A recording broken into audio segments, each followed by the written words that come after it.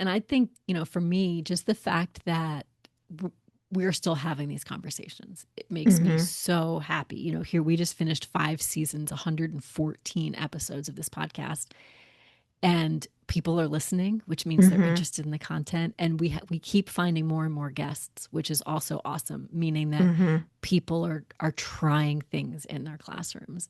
Yeah. They're questioning, the way that we used to always do it, and they're looking for ways to reach all students. Welcome to Pass the Baton, empowering students in music education. Here, we amplify the voices of music teachers around the world who are passing the baton and creating environments where the music students are empowered. Together, we can help students transform from passive consumers to vibrant creators. Welcome back to the Pass the Baton podcast. I'm Kathryn Finch. And I'm Theresa Hoover. We're so glad that you've joined us today. Well, Kathryn, we have made it to the end of season 5. Pretty Yeah, crazy to think about, huh?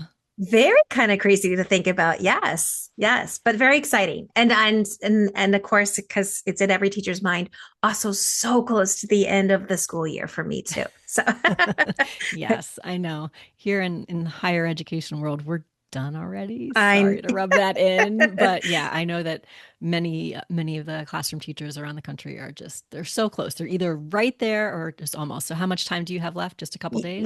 like a day and a half. Okay. So Okay. I'm gonna And make what it. what kind of fun things are you doing with the students to wrap up the school year? We've, lots of singing games, just kind of being together. A lot of kids really value the like FaceTime on their last day of third grade music or their last day of fourth Yeah. grade music. So yeah, we pick a lot of favorites and just like, spend time in circles and to be together, right? So Yeah. Yeah. yeah. For this year, I think I probably talked about it off and on throughout the year. We did experiment with some of the ungrading practices that Chris Gleason mentioned um, back at the end of season 4. And it was really, really fascinating. And I think one of my favorite parts was during finals week, we met with each student individually and talked and said, okay, like let's first of all tell us, show us what you did this semester. How did you grow? Where did you get to, and then what grade you think you earned. And Hmm. it was really, really neat to hear them kind of articulate, here are the things I think I did well, here are the places I think I grew, and to have them be able to say and recognize those things, right? I think it's so Yeah. easy to just like slap a grade on the report card and then never have that conversation. But the Hmm. conversation was neat. Yeah, I also because it's so two-way. Like I feel like you would maybe give a grade and then give comments, and if they ever read your comments, it's still just comments coming from you of what you perceived from them. But to have like a, Right. a cool conversation back and forth and really more listening from your end sounds Mhm. awesome. Yeah. And of Yeah. course, in most cases, the students wanted to grade themselves more harshly than we did. Hmm. And that's what Chris always said, like we're Yeah. always so hard on ourselves. Yeah. Yeah. I mean, there was one that was like, is it okay if we were to give you an A minus? And the big smile spreads across his face. He's like, uh-huh.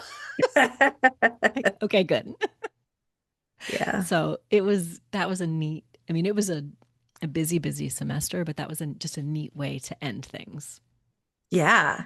And also there was a very big finish to your semester.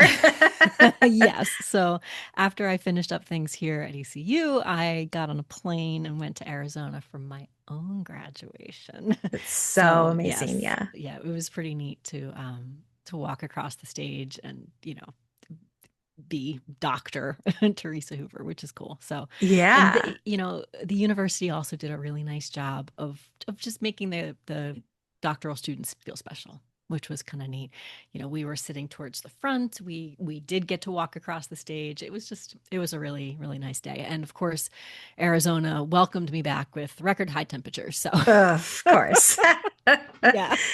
My uh, family from Pennsylvania, it was going, why are we here? yeah. But yeah, it was a really special thing. But I don't think mine was the only graduation that took place this year. No. You had Yeah. two in your No. house, right? Two. Yeah. Mm. One, my daughter graduating from high school.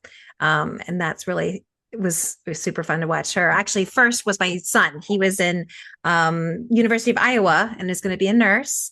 and graduated. And then about less than a week later, we were doing my daughter's graduation. So it's been wild 2 weeks, but very, very exciting for both Yeah. of them. Hope's going to go to Montana State University. She loves Okay. the mountains. So yeah. And it was just kind of great to like talk to them about like, what are you proud about? What do you remember, or great Yeah. memories? What do you want to do? What's 5 years look like? Stuff like that. Yeah. It's like they don't know all the answers, and that's okay, but also just kind of it's exciting to there's a new chapter happening. Yeah. So Yeah. Well, and I guess part of it, you think back to like, okay, so this is what they've been doing that's helped prepare them for this next step, right? And hmm that's a lot of what we talk about on the podcast too, is preparing. How are we helping people get prepared for the next steps? And are they able to see things that they've done that will prepare them? I mean, I feel like my son really would say things like that, like, gosh, that class really helped me when and Hope, I think, is maybe Mhm. not quite there yet because she hasn't, That's fair. made it to be like, oh, thank goodness LHS did this for me, or whatever. Yeah. But yeah, Andrew would think back like, gosh, that class prepared me, or, yeah, my teachers Yeah. did this for me. And he also said, because he was going to a bigger school, and I'm like, can you handle being in a room there's a lot of students and there's one teacher. And he's like, well, I did COVID. I did, I sat on a screen and my teacher like barely knew I was on the Zoom call. And you're like, all right, yeah, okay. And Yeah. yet I loved that he had connections with a smaller school of the nursing school. So he did have Yeah. that connection with people that he really liked to have too. But he could sit in a big room and be a number and was okay. So, and That's that's a great. good thing to That's know great. about yourself, right? Because some people swim or can't swim in that scenario. So Yeah. Yeah. Well, and I think yeah, that shows a lot about that he does know himself as a learner, which yeah, is not always the easiest thing to figure out. yeah, But like you said, I think having those connections and having that small cohort in his nursing school probably made a big difference because for sure. you've got people who are there kind of not like looking out for you in a overbearing way, but just Right. they're aware of you. Yeah, you know who you can go to when you need someone, which Hmm. is good. Yeah. Yeah. And it's neat. I see that in our school of music as well. And it's actually what the funniest was when one of the students said something and she's like, yeah, I knew you were going to do that. We have a group chat. And I was like, oh, okay. So you knew how this was going to go because you're all talking to each other and you're That's cute. yeah. So I think they're similarly they're looking out for each other and they're Yeah. there for support and all that. So that's good. Well, Yeah. very exciting for all of these graduations and next steps and whatnot. We'll be excited to hear when season 6 starts. How all of those things are going because I guess you said your Yeah. son. I mean, he's starting real world. Real world. Yep. This August. Oh boy, very Yeah. cool, very cool. Yeah. But I feel like one thing we haven't had a chance to really talk about is like, you graduated and it was this Mhm. whirlwind, but like your dissertation, you got to tell us more about your dissertation and like how, because, let's nerd out a little bit on your, Yeah, yeah, of course. your research. Yeah. Yeah, because if you think about it, it was a year ago right now that I was asking everyone to fill out that survey. Mm-hmm. So yeah, it was a long time coming. So if for those of you who don't remember because you're not paying attention to this, which is understandable, or if you weren't around a year ago, my dissertation was really looking at why music teachers listen to podcasts, and obviously, since you're listening to this, you know why I chose that topic because it's something that's important to me. Um, but there's a lot of literature. A lot of people have done studies about like music teachers and their interactions with Facebook groups and like the MENC forums that are now the NAFME forums, NAFME mm-hmm. Amplified, things like that. But nobody had really looked at podcasts. But yet, you and I know, and a lot of our listeners know, there are so many music ed podcasts out there. So I was just curious what music teachers why they were turning to that as a thing. I Mm-hmm. had some ideas of maybe why I was listening, but I wasn't sure about other people. So that was really what the research was looking at. And the results were really, really interesting. I mean, some of it was probably not surprising, but Yeah. some of it was interesting. So I used this survey tool that had been previously created for podcast listening. So it was like meant to do that. And it had been used with like educators in a whole bunch of different ways. So it had some like predefined ideas of why people might listen. And Mm-hmm. for music teachers who took this survey, the biggest thing was they were listening to gain information. Mm-hmm. That seems like the no-brainer. And also just because they were flexible and convenient. And that also makes perfect sense, right? Yeah. We're coming to a music ed podcast because we want to learn something about our job as a music teacher. And we're doing it because on a way that's flexible and easy. Because as music teachers, we don't have time. Never. Right. And Right. then, so if you think about yourself in podcast, does that line up? Oh, yeah. Yes, this is me. Yeah. Yeah. So some of the reasons that people aren't listening, they're not listening because their principals recommend it. Mm-hmm. Also makes sense. They're not really listening to it as a source of entertainment, which was also kind of interesting because we think about podcasts like as entertainment. I know some of the other podcasts I listen to might be considered entertainment. Yeah, yeah. Um, and there's also a little bit of like a social element. We're listening to it, just to kind of feel connections. But where things got really interesting was I also had like an open-ended, like, what else? Why else do you listen?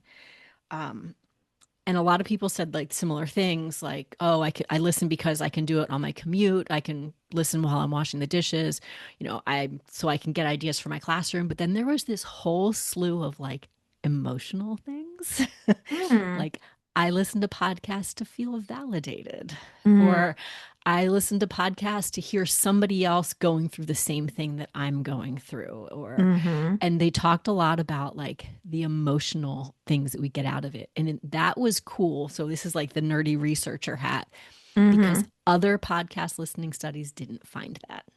Oh.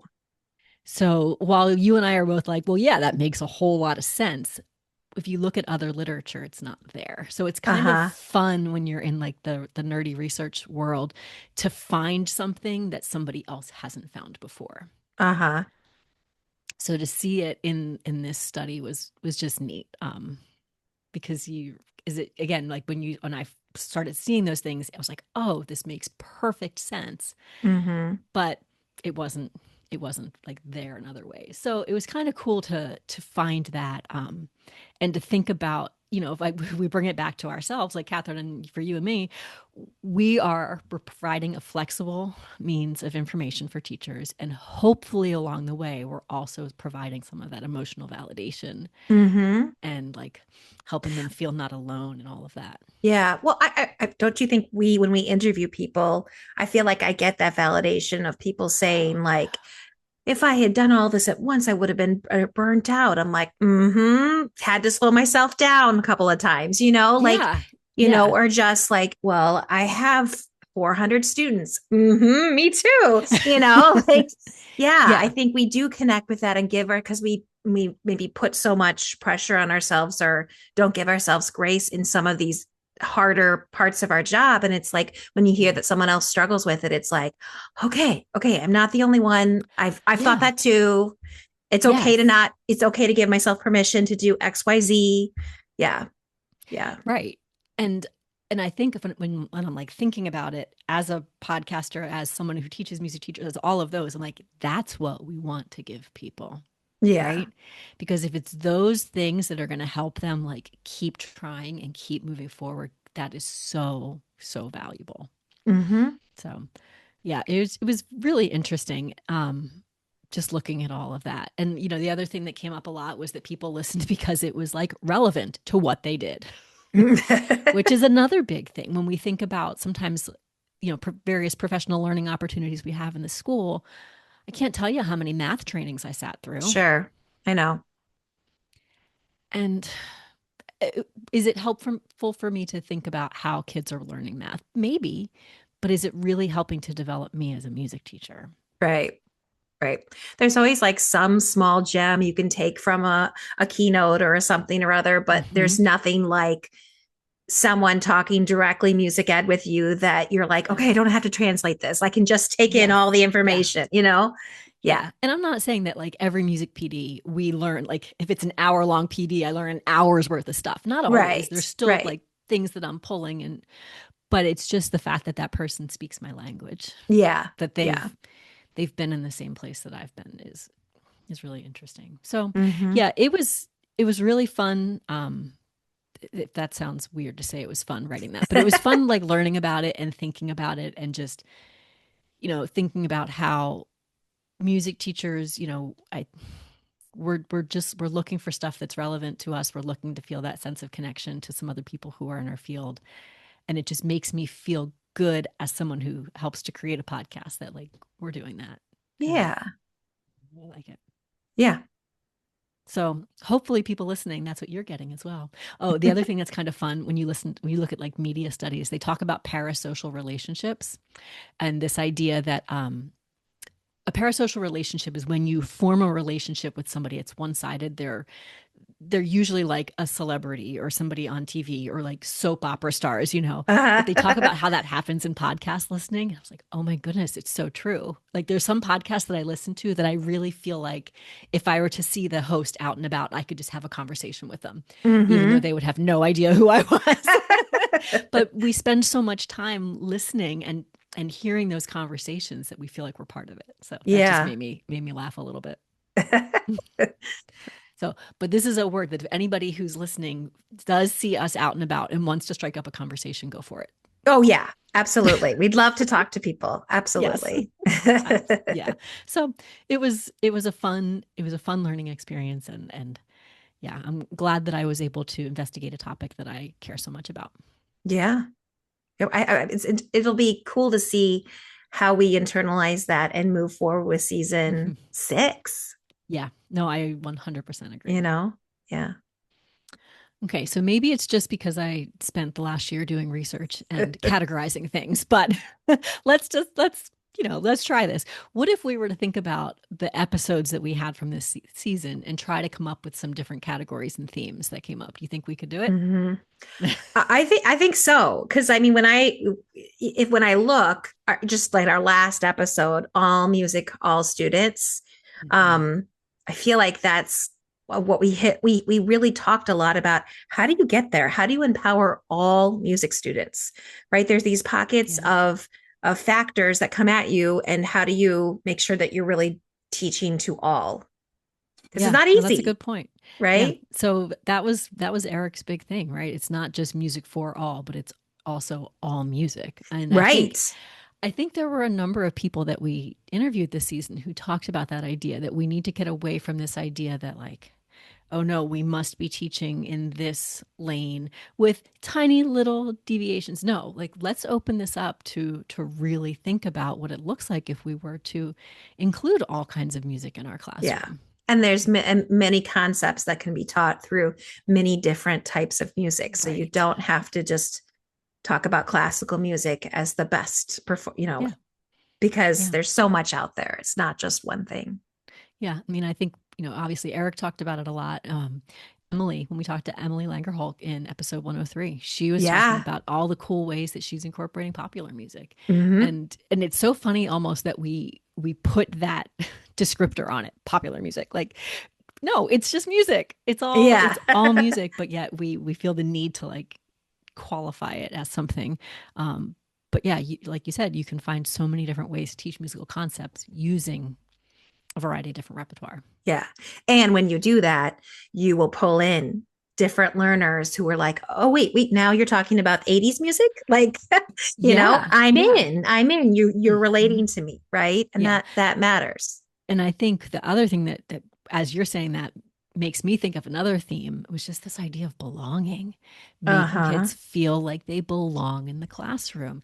Part of that is going to come from the repertoire we choose, right? Because then they can see themselves in that rep. But there are also so many things that we can do that help kids feel like the music room is someplace that's for them, right? Yeah. Yeah. And for me, it's like I have such a passion for neurodivergent thinkers or students who don't always fit the mold of, the norm. And I just think Rhoda Bernard in episode 102, like talked about so much proactive instruction. Yes. How do you pile on your instruction at the beginning of making sure that this is going to be accessible to everyone from the beginning? So you don't have these barriers, that come, and you always will. Right. But but you at least were thoughtful in the beginning and trying to get to that music empowering all music students, right? Yeah. Yeah, absolutely. So that idea of making sure that every student, they don't feel like an afterthought. Yes. Oh, well, let's figure out now how we can include you. No, I've already Yes. thought through some ideas, and they might not be perfect. They might not work the first No. time, but I'm like, as you said, using that proactive word in working through it. I think that's Mm-hmm. huge. Yeah, and Very. that you're right, and it came up time and time again throughout the season, Yeah. which is good. Yeah. But another one was like lifelong musicianship, which is something that we say in the Yes. book all the time. But yes, and it's so reaffirming to hear people say, it's not just for, kids who are going to grow up to be music teachers. Like this music is for everyone.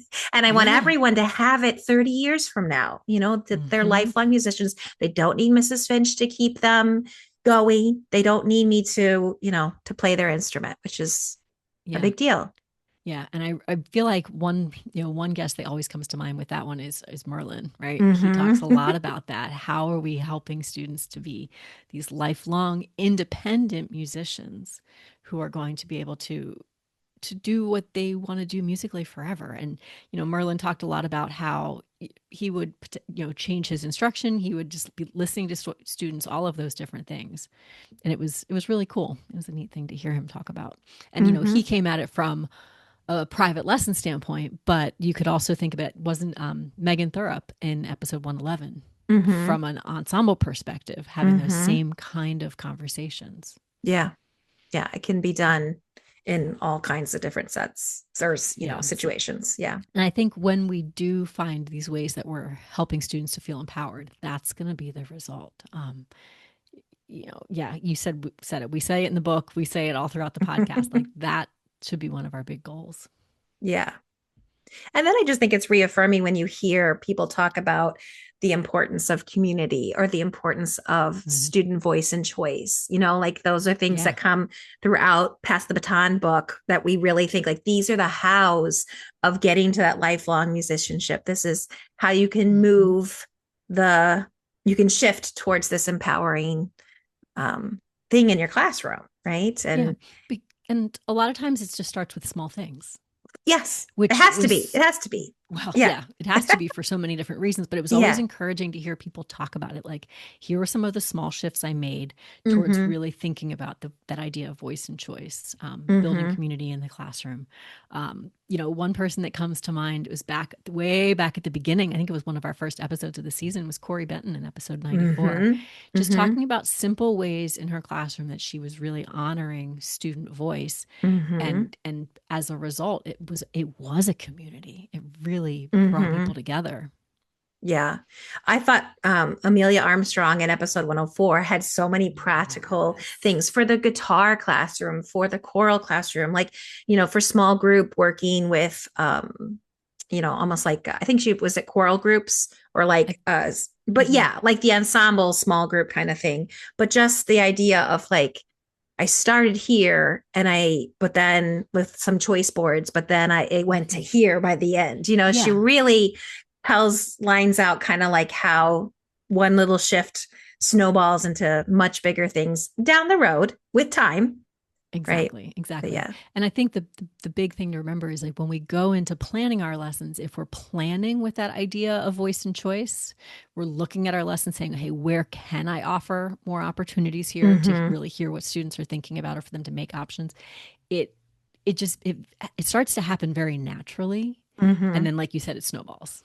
Mm-hmm. In a good way, not Yeah. in an out of control way, but in a No. good way.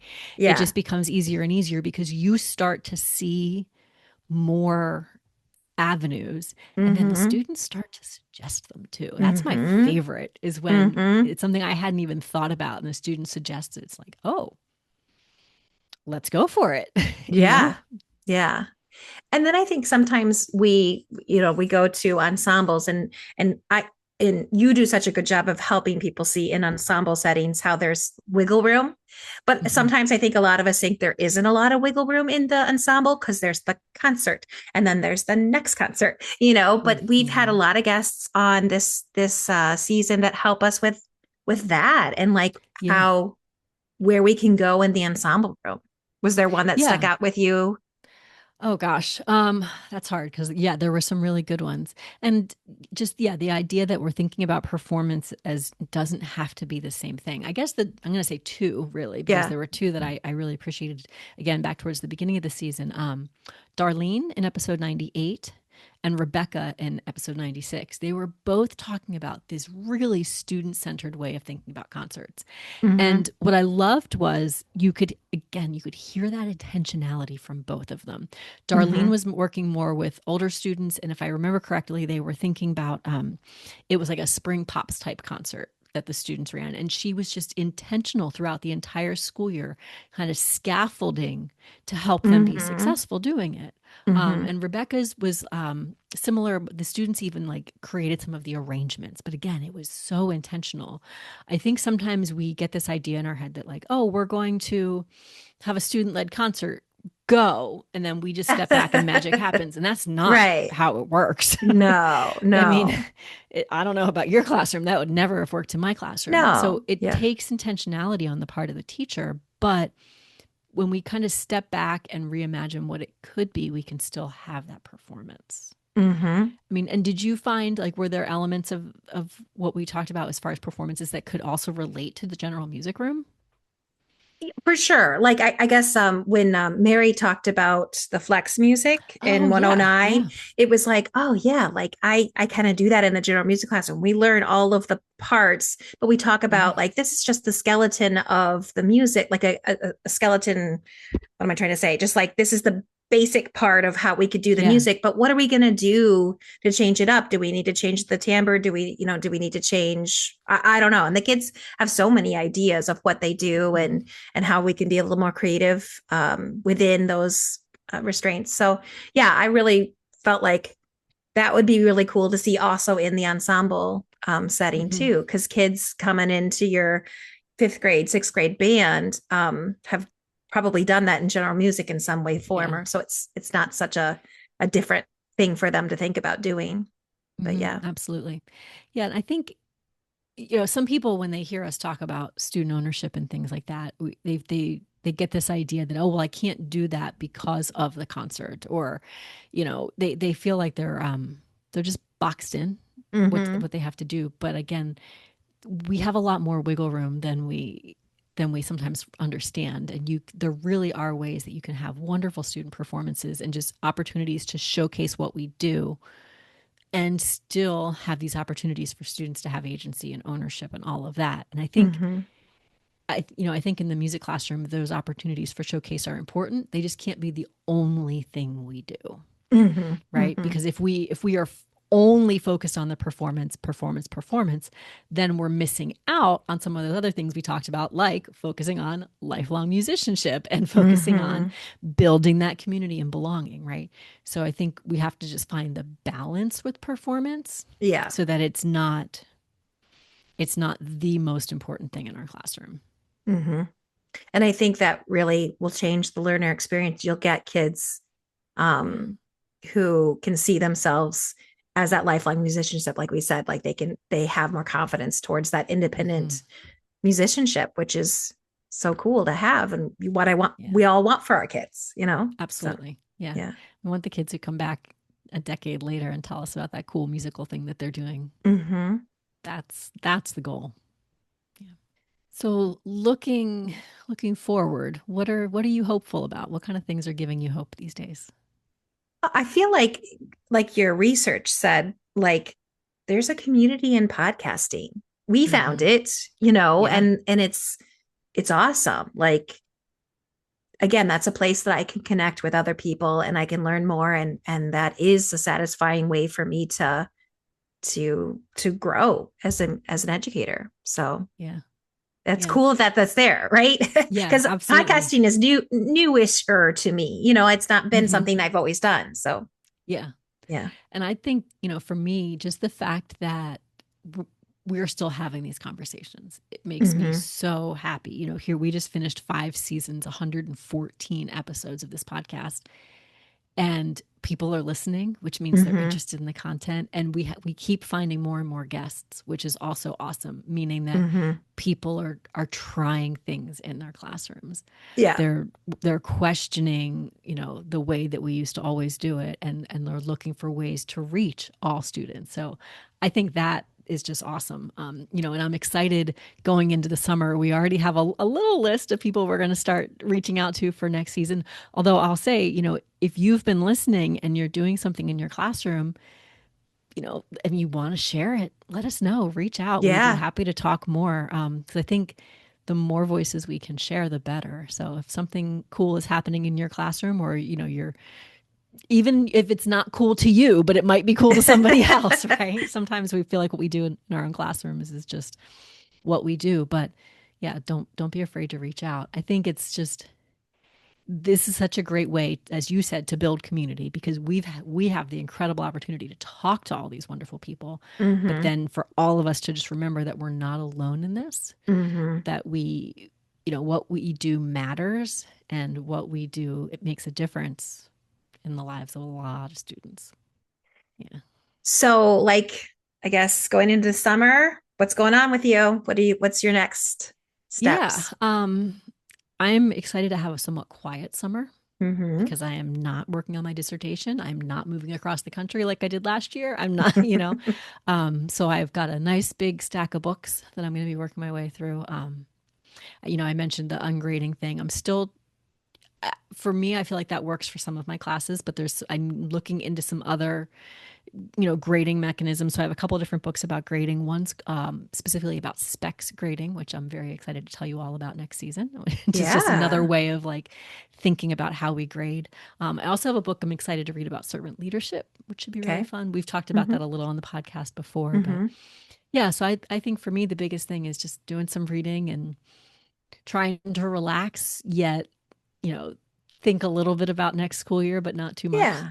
Yeah. Yeah. What Yeah. about you? Um, I have so we have been doing some construction on our school, and next Mm. year we will be building a school around our school. And Oh, then we will wow. be moving into that school. And then once we're in that one, they'll be taking down the old one and making that a parking lot and recess and all that kind of stuff, playground. Okay. So it's kind of a new opportunity to really have like a blank slate. I Okay. mean, there'll be some things I know that I will have some say in, the design of, not but like we've already had the design of the room, but like what kind of materials I need and those things, but also just literally the blank slate of like walking into the room and how you set it up and all that Yeah. kind of stuff. And kind of I think hopefully will lead to like my coming back from COVID, rethinking those traditions, rethinking everything that you do, just because it is a new beginning. So lots of, reflecting on the classroom, the teaching inside of it, what kids think. So yeah, Yeah. No, exciting, cool stuff. that's such a cool opportunity, because often, yeah, we come back into the classroom after summer and it's like, well, this is where my desk goes. This is where this Right. goes. This is where, but if you're in a brand new space, there's no preconceived And anything. yeah, and to be fair, like, so this year, coming year, I will be in my space one more time, so Okay. it will be a Okay. whole year, but it's this idea of we're constantly being asked to think about where we're going to be going. It's just getting Yeah. closer to that. Yeah. So, and what do I take with me? What do I Yeah. let go of? Those kinds Yeah. of things. Well, So and it's what's to say you can't start experimenting this year too? for sure. For sure. Yeah. Yeah. Yeah. That could be really fun to just like try something to see how it goes before you are in a new space. That's very, Yeah. very fun. Yeah. Yeah. Something you said, about challenging your traditions and things like that. I think that's a good thing for all of our listeners to think about as well. Mm-hmm. If there's one thing we can encourage you to do this summer, it's just think about one tradition, one belief you hold, one way of doing things that's always been that way. And just start asking some questions, right? Reflect on, is this the way it needs to be? Is this the way that it should Mm-hmm. be? Is this the way that's going to be best for the students, right? Or am I Mm-hmm. just doing it because I've always done it that way? Right. Yeah. And I think you'll find there might be like, oh, this is a solid decision, but I could do this with it, and that's Mhm. just that little thing. Or I feel like sometimes we get caught in the like, nope, that's how it's always been. And I'm just stuck in that way. And maybe trying to say, okay, but within that box, I do have control of this. So I could make a little switch this way. I guess there's probably always something to think about, Yeah. So, yeah. And I think that's good for summer because it's not something that's going to require a lot of work on your right. part. Just, occasional thought when you're out for a walk or sitting by the pool or hopefully doing something nice and relaxing, right? Yeah. Just kind of keeping it in the back of your mind as to what you're thinking about. Yeah. So also speaking about summer, this is our last new episode until August, just because everybody needs a little bit of a change of pace over the summer. Kathryn and I are no exception. Yep. We are obviously going to be recording new episodes over the summer, but they'll start coming out again probably early August. We haven't set an exact date, but we will continue with the email newsletter all summer. So if you're not on the email list, make sure that you get on that. There's a link in the show notes, just because we'll send out, it's a bi-weekly email every other week. Nobody has capacity for more to send or read. So, but it just kind of will give you things to think about. If there's anything that's new that's coming out for Pass the Baton, I'm sure we're going to have some announcements about the coffee club. We typically do some new coffee club things in the summer. So keep an eye out for that. And then, as I said, reach out. We'd love to have conversations whether you want to just chat or if you think you would like to maybe share what you've been working on a future episode, be sure to reach out to us for that. Yeah. But I guess besides that, everybody have a really wonderful, wonderful, restful summer. Enjoy relaxing and being able to think through a complete thought without being interrupted. To the bathroom whenever you want to. Yes. All right. Well, happy summer. Thanks for joining us. If you have found value in our conversation, please hit that like button, subscribe to our podcast, and leave a review. Your feedback means the world to us and helps us grow our community of passionate music educators.